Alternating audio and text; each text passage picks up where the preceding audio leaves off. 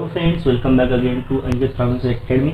इस वीडियो में मैं आपको बताऊंगा जनरल फार्माकोलॉजी के टॉप 20 एमसीक्यूज। ठीक है, टॉप 20 एमसीक्यूज में बताऊंगा विथ डाउट क्लियरिंग सेशन। मतलब मैं एक एक एमसीक्यू ऐसे एक्सप्लेन करने वाला हूँ विथ एग्जाम्पल, और जितना भी कंसेप्ट होगा वो मैं आपको क्लियर करके दे दूंगा। ठीक है, तो ये जो एमसीक्यूज है ये आपके GPAT, NIPER, ZW, specially for pharmacy officer exam, और then ZP pharmacist, NSM, NRHM, RBSK, railway pharmacist, army pharmacist, paramedical exams के लिए भी और हॉस्पिटल फार्मासिस्ट के लिए भी ये बहुत ही इंपॉर्टेंट एमसीक्यूज है।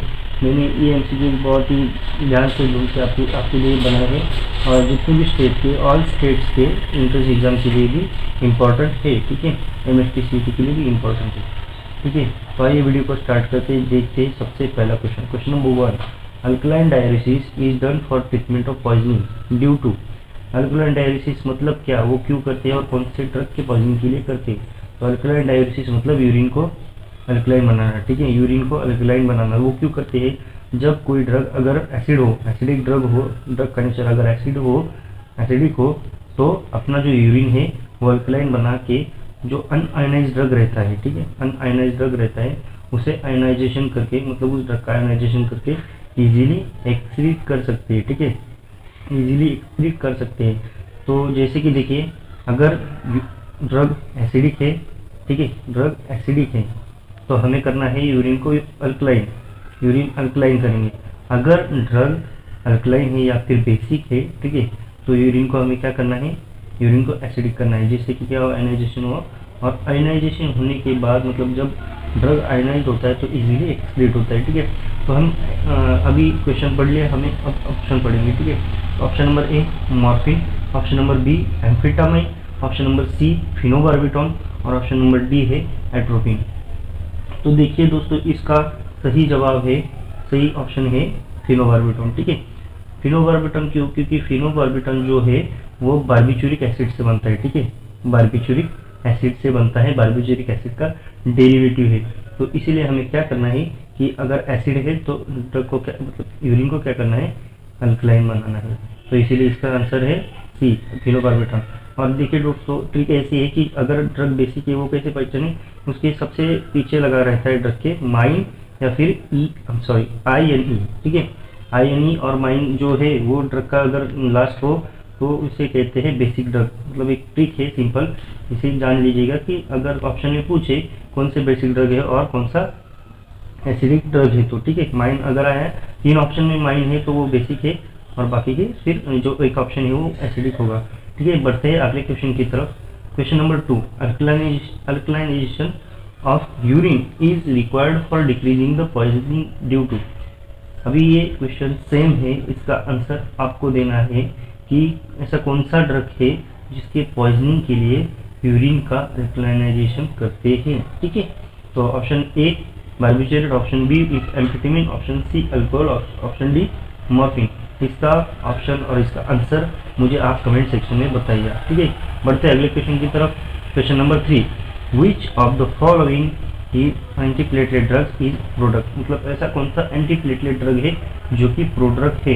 एंटीप्लेटलेट ड्रग मीन्स ऐसे ड्रग जो कि प्लेटलेट को घटाते हैं। ठीक है, प्लेटलेट को घटाते हैं, प्लेटलेट डिक्रीज करते हैं, तो इसे कहते हैं एंटीप्लेटलेट ड्रग। जैसे एस्पिरिन हो गया, और फिर अदर जो ड्रग है ये सभी एंटीप्लेटलेट ड्रग है।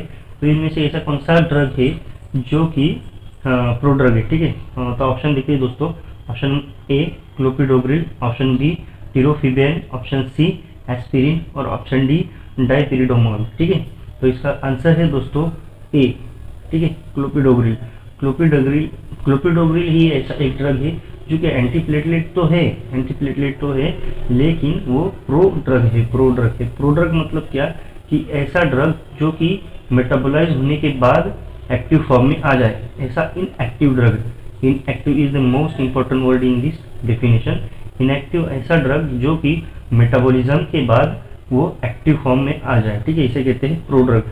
तो जो क्लोपिडोग्रिल है वो एडीपी एंटागोनिस्ट है। एडीपी मतलब एडिनोसाइन डाइफॉस्फेट रिसेप्टर एंटागोनिस्ट है, जो कि प्रोड्रग है। और उसके साथ ही साथ एक ड्रग और है जो कि प्रोड्रग है, उसका नाम है टिक्लोपिडीन।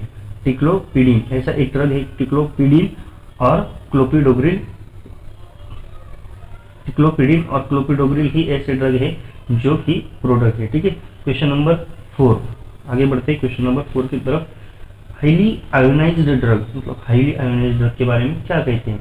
Highly ionised drug, option number A is excreted mainly by the kidney, option number B can cross the placental barrier easily, option number C is well absorbed from intestine, option number D accumulates the cellular lipids। ठीक है, question बहुत ही ध्यान से पढ़ना है, option भी बहुत ध्यान से पढ़ना है और समझना है कि क्वेश्चन किस लिए पूछा जा रहा है और इसमें बताना क्या चाहते हैं। ठीक है, highly ionised drug, highly ionised drug मतलब क्या कि ऐसा ड्रग जो कि आयोनाइज है, आयोनाइज और अनआयोनाइज ड्रग होता है।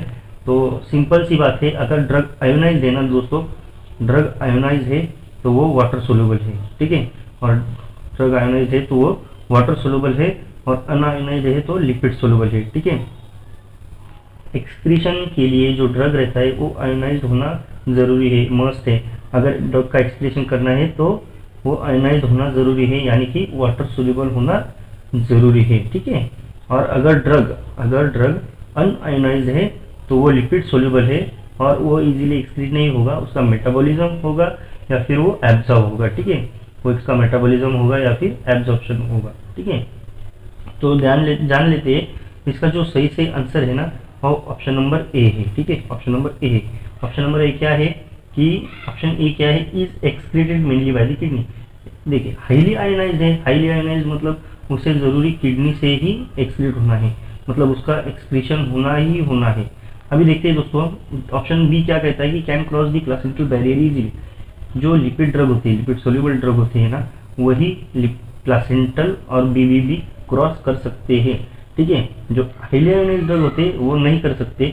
उसके बाद is well absorb from the intestine, same lipid soluble drug हो सकते हैं लेकिन ये नहीं हो सकते ना highly ionised drug, accumulates in the cellular lipids, ये भी गलत है। तो इसका सही आंसर है A, is excreted mainly by the kidney. ठीक है, तो देखते हैं next question, question number 5, which of the following drugs should be removed by dialysis. मतलब ऐसा कौन सा ड्रग है इस ऑप्शन में से कि जो डायलिसिस से रिमूव करना बहुत ही जरूरी है। तो ऑप्शन पढ़ते हैं digoxin, option B salicylate, option C benzodiazepine और ऑप्शन डी है ऑर्गेनोफॉस्फेट। तो इसका आंसर है दोस्तों बी सैलिसिलेट। सैलिसिलेट को डायलिसिस से रिमूव करना क्यों जरूरी है? क्योंकि सैलिसिलेट जो है वो ब्लड में मतलब ब्लड में रहती है, मतलब ब्लड प्लाज्मा में रहती है, उसका कॉन्सेंट्रेशन नॉर्मली रहता है as compared to other drug, तो इसीलिए इसे डायलिसिस करना बहुत ही ज़रूरी है। तो डिगॉक्सिन, बेंजोडाइजिपिन और ऑर्गेनोफॉस्फेट को क्यों ज़रूरी नहीं है? क्योंकि ये जो ड्रग्स है, ठीक है, ये जो ड्रग्स है ये डिस्ट्रीब्यूट होते हैं, ज़्यादा से ज़्यादा डिस्ट्रीब्यूट होते हैं। ये ए, सी और डी ये वाइडली डिस्ट्रीब्यूटेड ड्रग है। अगर ड्रग वाइडली डिस्ट्रीब्यूटेड होता है तो वो, अगर देखिए अगर ड्रग वाइडली डिस्ट्रीब्यूटेड होता है ना तो उसका पीपीवी बहुत ही कम होता है। ठीक है, पीपीवी कम होता है मतलब वॉल्यूम ऑफ डिस्ट्रीब्यूशन ज़्यादा होता है और वो ड्रग के नेचर पे डिपेंड है, वो आयनाइज है अनआयनाइज है, वो इजीली एक्सक्रीट हो जाता है। तो इसलिए इनकी ज़रूरत नहीं है डायलिसिस करने की। लेकिन जो सैलिसिलेट है वो प्लाज्मा में स्टे करता है, वो ज़्यादा लॉन्गर टाइम के लिए प्लाज्मा में रहता है, इसीलिए इसकी ज़रूरत, इसको रिमूव करने के लिए डायलिसिस की ज़रूरत है। ठीक है, और एक बात जान लीजिएगा दोस्तों कि जो हाई पीपीवी रहता है, हाई पीपीवी मतलब प्लाज्मा प्रोटीन बाइंडिंग, और हाई जो वीओडी रहता है मतलब वॉल्यूम ऑफ डिस्ट्रीब्यूशन, तो वो जो ड्रग होते हैं तो वो उनको ज़रूरत नहीं होती है डायलिसिस की। तो क्योंकि मालूम है क्या, volume of distribution, sorry VOD लिखा, वॉल्यूम ऑफ डिस्ट्रीब्यूशन है वो टिश्यू में ज़्यादा होता है। ठीक है, और मतलब होता है प्लाज्मा में। अगर जो ड्रग का जो वॉल्यूम ऑफ डिस्ट्रीब्यूशन वो टिश्यू में ज़्यादा होगा और प्लाज्मा में कम हो, उसको डायलिसिस की ज़रूरत नहीं होती। और हाई प्रोटीन बाइंडिंग ड्रग को भी डायलिसिस की ज़रूरत नहीं होती, क्योंकि वो ये होता है, ठीक है, लिपिड सोल्यूबल हो जाता है, किसी प्रोटीन से बाइंड हो जाता है। ठीक है, उसके बाद देखते हैं दोस्तों नेक्स्ट क्वेश्चन, क्वेश्चन नंबर 6। ठीक है, drug distribution is influenced by, drug distribution किस ऑप्शन मतलब किस प्रोसेस से इन्फ्लुएंस होता है? तो option A plasma protein binding, option B lipid solubility, option C degree of flow, option D A. तो इसके आंसर है दोस्तों ऑल। ये बहुत ही क्वेश्चन है, ऐसे क्वेश्चन नहीं आएंगे, लेकिन ये मैंने दिया है, मतलब हटक से दिया है कि ये आपको जानना चाहिए ऐसे ऑप्शन कि इसका जो आंसर है वो ऑल क्यों है। देखिए, ड्रग डिस्ट्रीब्यूशन इन्फ्लुएंस करने के लिए जो ऐसे प्रोसेस है या फिर जो क्या कहते हैं उसे, जो ठीक है प्रोसेस ही के लिए जो फैक्टर्स है, सॉरी फैक्टर्स है, ये जो चार ही फैक्टर्स है ना वो अफेक्ट करते हैं। कैसे अफेक्ट करते हैं, देखिए प्लाज्मा प्रोटीन बाइंडिंग की वजह से वॉल्यूम ऑफ डिस्ट्रीब्यूशन कम हो जाता है। वॉल्यूम ऑफ डिस्ट्रीब्यूशन कम हो जाता है मतलब ड्रग डिस्ट्रीब्यूशन कम हो जाता है। लिपिड सोल्यूबिलिटी, देखिए लिपिड सोल्यूबल ड्रग का भी डिस्ट्रीब्यूशन कम होता है, क्योंकि मतलब ज़्यादा होता है, क्योंकि लिपिड सोल्यूबिलिटी होने के कारण वो बैरियर्स क्रॉस करती है और जहाँ आयोनाइज ड्रग नहीं पहुँच पाता तो वहाँ लिपिड सोल्यूबल ड्रग पहुँच पाता है। तो इसके लिए इसका भी जो वॉल्यूम ऑफ डिस्ट्रीब्यूशन है वो अच्छा होता है। डिग्री ऑफ फ्लो, अभी अगर ब्लड फ्लो अगर अच्छा हो, डिग्री ऑफ ब्लड फ्लो अगर अच्छा हो तो जो वॉल्यूम ऑफ डिस्ट्रीब्यूशन है वो ऑटोमेटिकली बढ़ जाता है, लेकिन एब्जॉर्प्शन कम हो जाता है, क्योंकि एब्जॉर्प्शन के लिए जितना टाइम वो ड्रग को रुकना होता है वो नहीं रुक पाता है, तो एब्जॉर्प्शन बहुत ही कम हो जाता है, लेकिन वॉल्यूम ऑफ डिस्ट्रीब्यूशन बढ़ जाता है। तो एज का क्या रेशियो है, क्योंकि एज की वजह मतलब एज जो रहती है इंसान की, तो उसमें जो रहता है बॉडी फैट रहता है वो एज के हिसाब से घटता रहता है, इसीलिए वॉल्यूम ऑफ डिस्ट्रीब्यूशन चेंज होता रहता है, ठीक है। और उसके बाद अदर फैक्टर्स कौन से दोस्तों, लिपिड सोल्यूबिलिटी हमने देख ली। उसके बाद ionisation at physiological pH. Physiological pH मतलब जो बॉडी पीएच है, जो अलग अलग मतलब स्टमक का पीएच, इंटेस्टाइन का पीएच, तो उन पीएच के हिसाब से जब ड्रग आयोनाइज होता है या फिर अनआयोनाइज होता है तो उनके हिसाब से भी ड्रग डिस्ट्रीब्यूशन पे इफेक्ट होता है, ठीक है। उसके बाद रीजनल ब्लड फ्लो, अगर रीजनल ब्लड फ्लो मतलब ये डिग्री ऑफ ब्लड फ्लो, अगर नॉर्मल बीपी हो तो जो वीडी है वो नॉर्मल होती है, लेकिन हाई बीपी हो, हाई बीपी से वॉल्यूम ऑफ डिस्ट्रीब्यूशन बहुत ही बढ़ जाता है, ठीक है। उसके बाद वही रीजनल ब्लड फ्लो हो, फैट मतलब एज चेंज होने के बाद, ठीक है। और डिसीजेज भी बहुत ही मैटर करती है, CHF, कार्डियक हार्ट फेलियर, उसके बाद जो यूरेमिया होता है, जो सिरोसिस होता है, ऐसे पेशेंट में ड्रग डिस्ट्रीब्यूशन भी चेंज होते रहता है, ठीक है। देखते हैं next question, which of the following are products, ठीक है। तो देखते हैं option, mercaptopurine, B dipivefrin, C enalapril, D phenytoin, E linezolid, ठीक है। इनमें से कौन से ऐसे ड्रग्स है जो कि प्रोडक्ट्स है, तो इसका ऑप्शन है, इसका आंसर है दोस्तों ए, बी और सी, ठीक है, तीनों आंसर है। तो मार्केप्टोप्यूरिन का क्या होता है, मिथाइल मार्केप्टोप्यूरिन, ये नोट कर लीजिएगा, मिथाइल मार्केप्टोप्यूरिन इसका प्रोडक्ट होता है, ठीक है, एक्टिव मेटाबोलाइट होता है। डिफिनेफ्रिन का जो एक्टिव मेटाबोलाइट होता है वो इपिनेफ्रिन होता है, ठीक है। और उसके बाद इनालप्रिल का होता है, इनालप्रिलिस्ट होता है, ठीक है। तो ये जो एक्टिव मेटाबोलाइट्स होते हैं, तो ये जो तीन ऑप्शन है प्रोडक्ट्स, ठीक है। देखते हैं next question, high first pass metabolism is seen in, option देखते हैं, ए लिग्नोकेन, बी प्रोप्रेनोलोल, सी साल्बुटामॉल, ठीक है। अभी ये क्वेश्चन ध्यान से पढ़ना, उसका आंसर ध्यान से पढ़ना। मैं आपको एक ट्रिक बताता हूँ कि फर्स्ट पास मेटाबॉलिज्म कैसे याद रखें। सबसे पहले फर्स्ट पास मेटाबॉलिज्म क्या होता है वो देख लेते हैं, ठीक है। फर्स्ट पास मेटाबॉलिज्म होता ऐसा है कि जो ड्रग होता है जो ओरली अपन एडमिनिस्टर करते हैं तो वो सीधे जाता है गट वॉल में जाता है, उसके बाद जाता है वो पोर्टल वेन से होके लीवर में जाता है।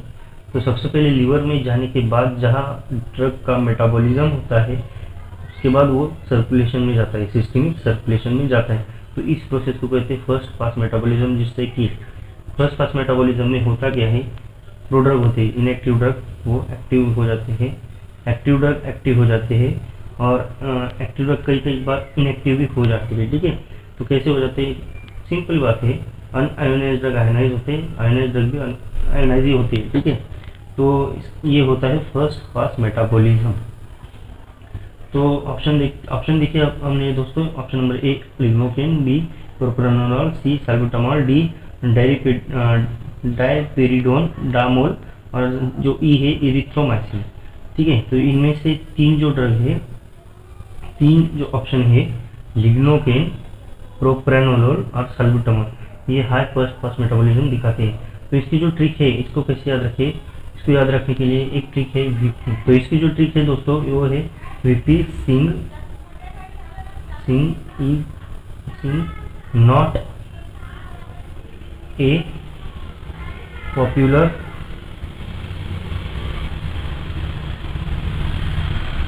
पीएम, या लिखता हूँ पीएम, ठीक है। तो इसे आप कैसे रखते हैं, वी से आता है वेरापेमिन, पी से आता है प्रोप्रेनोलोल, एस से आता है साल्बुटामॉल, एन से आता है नाइट्रोग्लिसरीन, ए से आता है एमोट्रिप्टोलिन, पी से आता है प्रोफेक्सोफिर, क्या है वो प्रोपोक्सीफेयर, उसके बाद और दूसरा पी से आता है पेथिडिन, और एम से आता है मिथाइल प्रेडनिसोलोन, ठीक है, सॉरी मिथाइल टेस्टोस्टेरोन।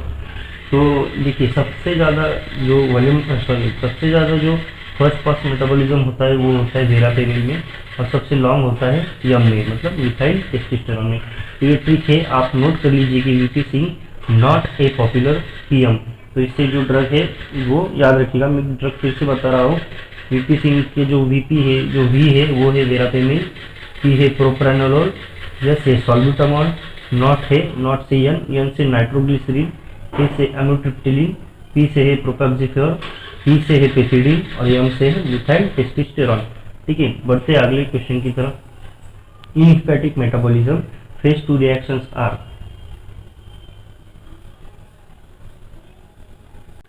बढ़ते अगले क्वेश्चन की तरफ। Question number 9, in hepatic metabolism phase 2 reactions are, ठीक है। हेपेटिक मेटाबॉलिज्म में फेज 2 रिएक्शन कौन से हैं? तो हेपेटिक मेटाबॉलिज्म आपने समझ लिया, जो फर्स्ट पास मेटाबॉलिज्म होता है, तो उनमें उसके जो प्रोसेस है, जो उसके जो रिएक्शंस होते हैं वो 2 फेज में होते हैं, एक फेज 1 में होता है और एक फेज 2 में होता है। तो फेज 1 में होता कौन सा है, देखिए फेज 1 की लिस्ट करता हूँ मैं। तो उससे पहले मैं हम ऑप्शन पढ़ लेते हैं। Option number A dealkylation, option B sulphation, option C methylation, option D glucuronidation, और option E D amination.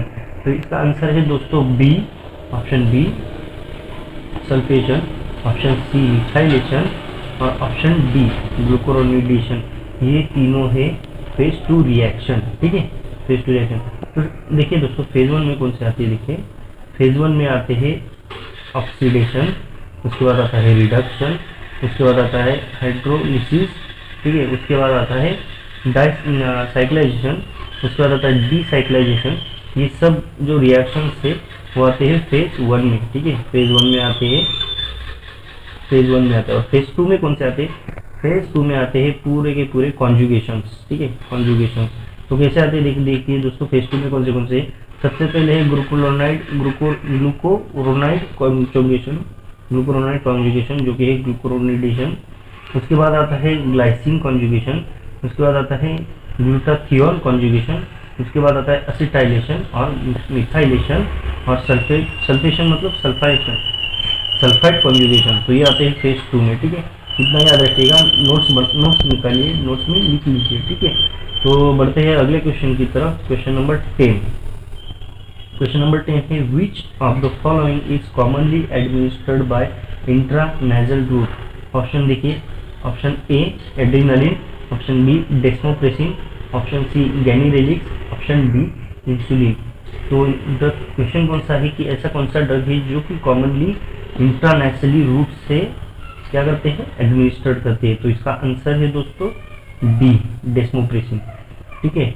Desmopressin is the drug which administered by the intranasally route. तो एड्रेनालिन को ऐसे करते हैं, एड्रेनालिन करते हैं आईवी से, डेस्मोप्रेसिन करते हैं इंटरनेजली से, ठीक है, इंटरनेशनल। गैनिरेलिक्स करते हैं सबक्यूटानस से, और इंसुलिन भी करते हैं सबक्यूटानस से। तो ये याद रखिएगा, इंसुलिन सबक्यूटानस से एडमिनिस्टर करते हैं, गैनिरेलिक्स सबक्यूटानस से करते हैं, एड्रेनालिन आईवी से करते हैं, और डेस्मोप्रेसिन इंटरनेजली करते हैं, ठीक है। तो बढ़ते हैं अगले क्वेश्चन की तरफ। अगला क्वेश्चन है दोस्तों question number 11, major mechanism of transport of drugs across biological membranes is by. तो मेजर मैकेनिज्म ऑफ ट्रांसपोर्ट कौन सा है, सिंपल है, option A passive diffusion is the major mechanism of transport of drugs across the biological membranes, ठीक है।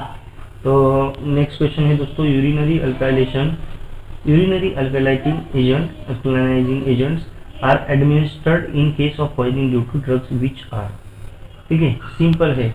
तो लेकिन ये देखिए, ये क्वेश्चन जरा हट के है कि ऐसा कौन सा एजेंट है, मतलब ये जो एजेंट्स है, तो in case of poisoning due to drugs which are, मतलब कौन से ऐसे ड्रग्स है जहाँ यूरिनरी अल्कलाइजिंग एजेंट एडमिनिस्टर करते हैं। तो आपको तो पता है कि यूरिनल अल्कलाइन कब करते हैं कि एसिडिक इसमें, ठीक है, एसिडिक कंडीशन में।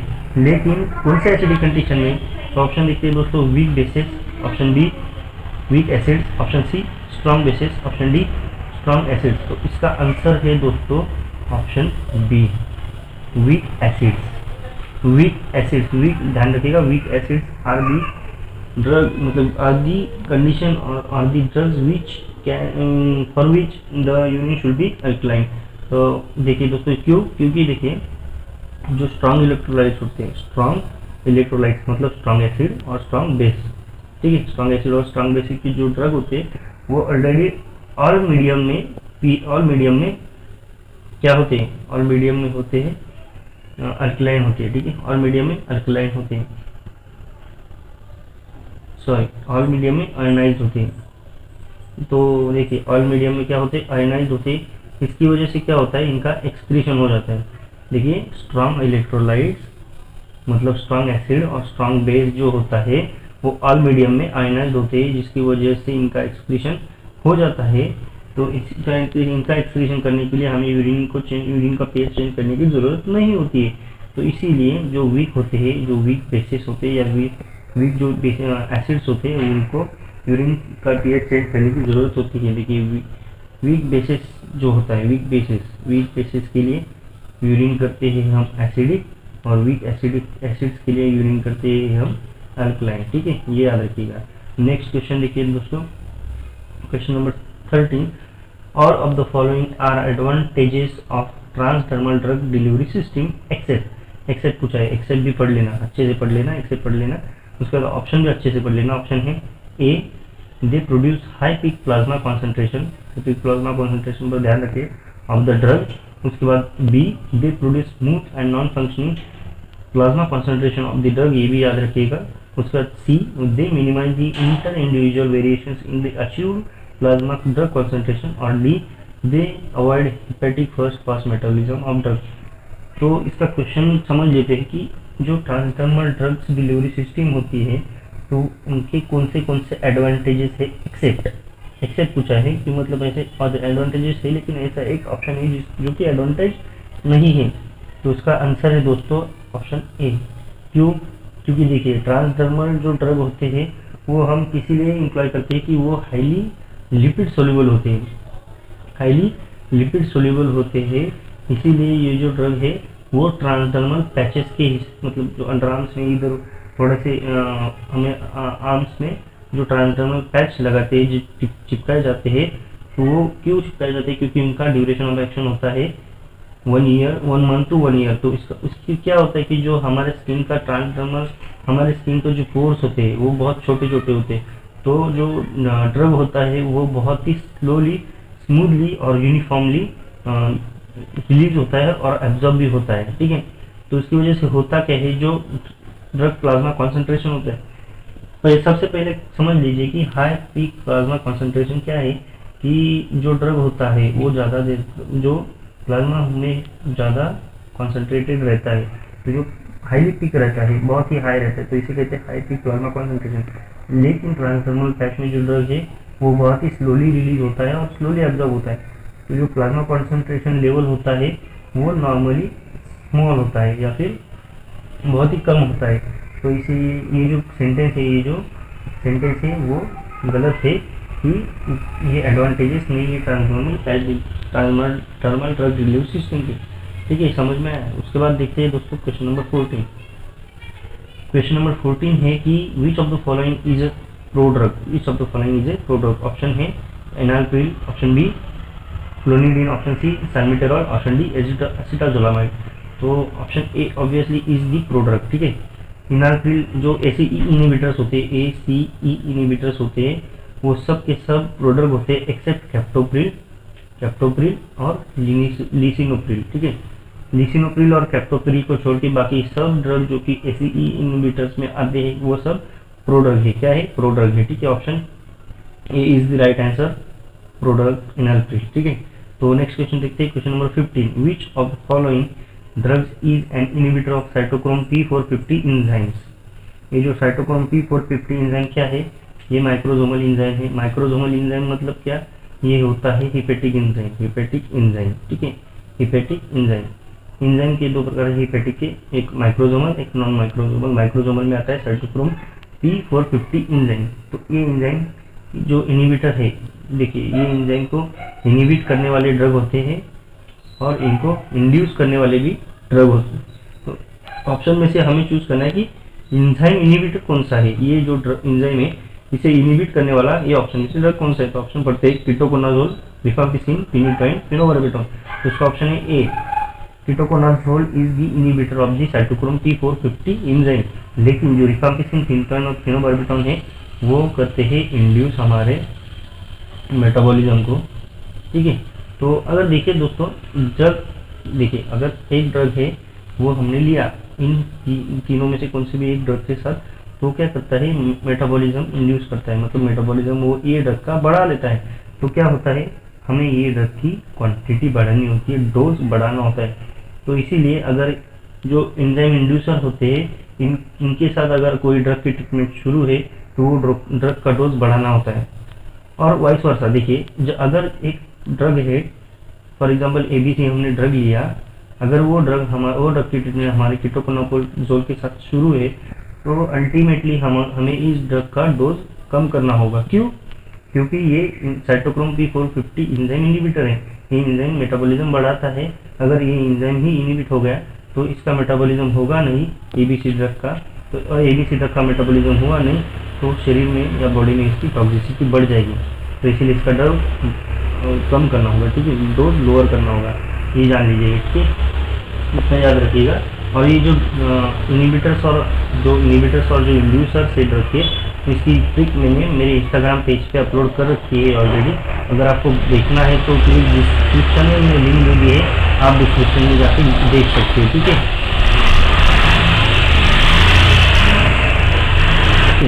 In metabolism of xenobiotics, all of the following reactions occur in phase 1 reaction except option A oxidation, option B reduction, option C conjugation, option D hydrolysis। मैंने आपको पहले बोला था कि conjugation is the phase 2 reaction, ठीक है। उसके बाद ये जो तीनों ऑप्शन है वो phase 1 में आती है। Question number 70, identify the wrong statement, ठीक है, identify the wrong statement. Statement ध्यान से पढ़ना है और रॉन्ग स्टेटमेंट को आइडेंटिफाई करना है। देखिए option A, acidic drug binds to albumin in plasma, ये ऑप्शन सही है। Basic drug bind to alpha 1 acidic glycoprotein in plasma, ये भी सही है। Drugs having higher affinity for the plasma protein can replace to the other drug from the same protein. अगर same protein से एक दूसरा ड्रग आता है तो वो बाइंड कर सकता है, वो ड्रग अल्टर कर सकता है, मतलब डिस्प्लेसमेंट होती है, ये भी सही है। लेकिन देखिए दोस्तों, सेक्स स्टेरॉइड, जो सेक्स स्टेरॉइड हार्मोन्स होता है वो do not bind to any protein in plasma, ये गलत है। क्यों? ये बाइंड होता है, सेक्स स्टेरॉइड जो होता है वो सेक्स हार्मोन से, स्टेरॉइडल हार्मोन से बाइंड होके वो आइदर अल्ब्यूमिन से बाइंड होता है, ठीक है, और नहीं तो फिर ग्लोबुलिन से बाइंड होता है। ये दोनों में से किसी को तो भी बाइंड होता है, लेकिन होता है जो ये डू नॉट बाइंड का जो स्टेटमेंट है वो बहुत ही गलत है। तो आइए नेक्स्ट क्वेश्चन देखते हैं, क्वेश्चन नंबर 18।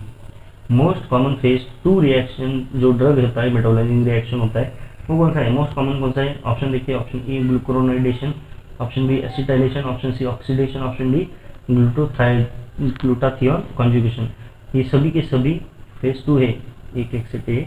तो ये जो होता है, ये जो ऑक्सीडेशन, ये फेज 1 है, ठीक है, वो जाने दो। लेकिन जो मोस्ट कॉमन फेज 2 है वो है ग्लूकुरोनाइडेशन, ग्लूकुरोनाइड कॉन्जुगेशन, बहुत ही कॉमन है, सबसे पहला फेज है, सबसे पहला स्टेप है, तो ये मोस्ट कॉमन है। इसका सही आंसर है ऑप्शन ए, ठीक है। तो नेक्स्ट क्वेश्चन है, drugs with high plasma protein binding have, अभी ध्यान से पढ़ना, drugs with high plasma protein binding मतलब जो ड्रग की हाई PPB है वो क्या है, तो वो क्या करते हैं? तो option A short duration of action, option B less drug interaction, option C lower volumes of distribution, option D all of the above. तो इसका सही आंसर है दोस्तों option C, lower volumes of distribution. अभी देखिए कैसे, शॉर्ट ड्यूरेशन एक्शन PPB अगर एक ड्रग का हाई है तो उनकी जो ड्यूरेशन है वो लॉन्गर होती है, क्योंकि वो एक्सक्रीट नहीं होते हैं, क्योंकि लिपिड सोल्यूबल ड्रग होते हैं तो वो एक्सक्रीट नहीं होते हैं, ठीक है।